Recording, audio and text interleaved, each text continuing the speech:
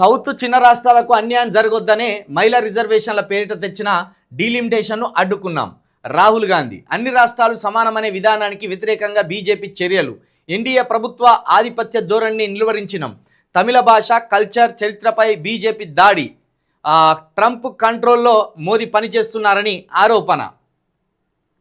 దక్షిణ, చిన్న, ఈశాన్య రాష్ట్రాలకు అన్యాయం జరగకూడదనే పార్లమెంట్లో మహిళా బిల్లును అడ్డుకున్నామని కాంగ్రెస్ అగ్రనేత, లోక్సభ ప్రతిపక్ష నేత రాహుల్ గాంధీ అన్నారు. మహిళా బిల్లు పేరిట డీలిమిటేషన్ చేయాలని కేంద్రం కుట్ర పన్నిందని తెలిపారు. చట్టసభలో మహిళలకు రిజర్వేషన్ల పేరిట డీలిమిటేషన్ బిల్లును ఆమోదించుకోవాలని కేంద్ర ప్రభుత్వం చూసిందని చెప్పారు. వాస్తవానికి మహిళా బిల్లుకు 2023లోనే ఆమోదం లభించిందని వెల్లడించారు. తమిళనాడు అసెంబ్లీ ఎన్నికల ప్రచారంలో భాగంగా శనివారం పొన్నేరి, రాణిపేటలో కాంగ్రెస్, డిఎంకే నిర్వహించిన ర్యాలీలో రాహుల్ గాంధీ పాల్గొన్నారు. నిన్న నుండి మొన్న నుండి కూడా రాహుల్ గాంధీ ఒకటే మాట చెప్తున్నాడు. 2023లోనే మీరు మహిళా బిల్లు తెచ్చినప్పుడు ప్రతిపక్షాలన్నీ కూడా సహకరించినాయి. మరి ఆ బిల్లును మీరు ఇప్పుడు ప్రవేశపెట్టి ఆమోదింప చేయకుండా మళ్ళీ డీలిమిటేషన్ బిల్లును ఎందుకు దీనికి అటాచ్ చేసిండ్రు?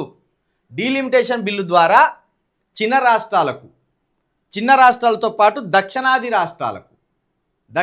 రాష్ట్రాలు తెలంగాణ, ఆంధ్రప్రదేశ్, తమిళనాడు, కేరళ, కర్ణాటక ఈ రాష్ట్రాలకు అన్యాయం జరగబోతుంది పార్లమెంట్ సీట్ల విషయంలో అనేది మన దక్షిణాది ముఖ్యమంత్రుల వాదన, దక్షిణాది ప్రజల వాదన.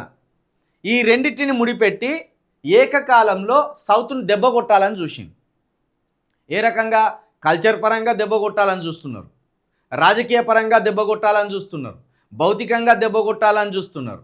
అనేక రకాలుగా దక్షిణాది మీద ఉత్తరాది పెత్తనం, ముఖ్యంగా బీజేపీ పెత్తనం చెలాయించాలని చూస్తున్నది. ఆ బీజేపీ పెత్తనానికి చెక్కు పెట్టిందే డిఎంకే పార్టీ, స్టాలిన్ గారు.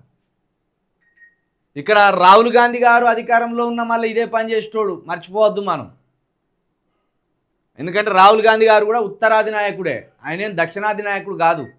కాకపోతే ఇప్పుడు బీజేపీ వల్ల వాళ్ళ పార్టీ ఎప్పుడు అధికారంలోకి వస్తుందో తెలియని ఒక పరిస్థితిలో రాహుల్ గాంధీ గారు ఉన్నారు.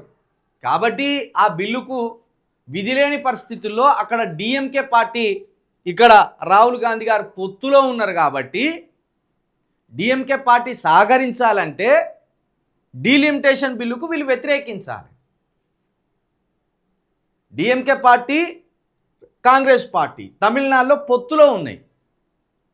డిఎంకే పార్టీని వ్యతిరేకించి డీలిమిటేషన్ బిల్లుకు వీళ్ళు మద్దతు ఇచ్చిలా, వీళ్ళు కూడా సౌత్కు వ్యతిరేకమే అని తెలిసిపోతుంది.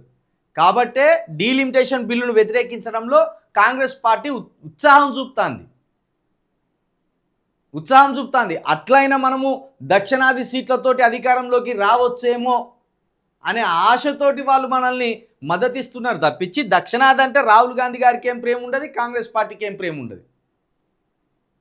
దక్షిణాది మీద రాహుల్ గాంధీ గారికి కానీ కాంగ్రెస్ పార్టీకి కానీ ప్రేమ ఏం లేదు. మోడీ గారికి దక్షిణాది మీద ఎంత ప్రేమ ఉంటుందో రాహుల్ గాంధీ గారికి కూడా అంతే ప్రేమ ఉంటుంది.